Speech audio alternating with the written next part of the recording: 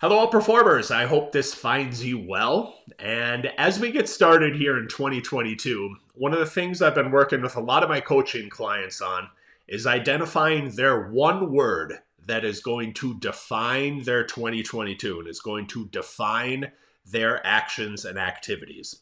Pretty sure this might have actually been a book as well.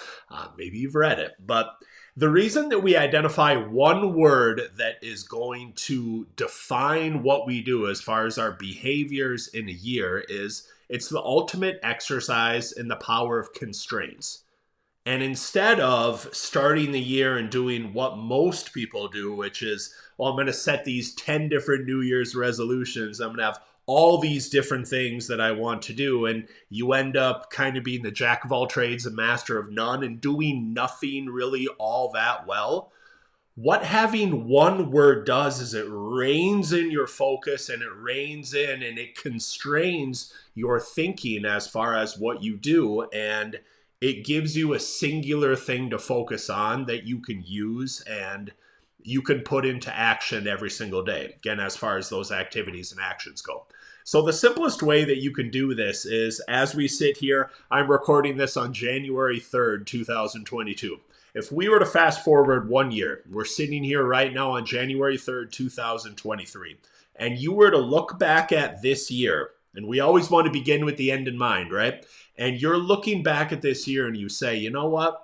That was a phenomenal freaking year. Like that was an awesome year, personally, professionally, athletically, spiritually, however you're looking at it. What would have needed to happen during this year for you to be sitting here a year from now and reflecting on it? What would have needed to happen for you to say that?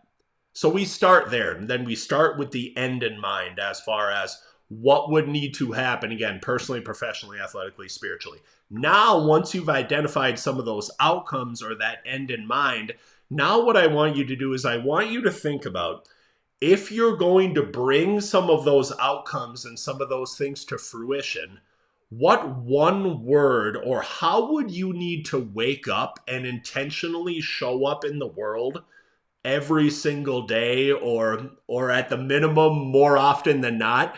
How would you need to show up in the world for you to give yourself the best possible chance to bring those outcomes to fruition?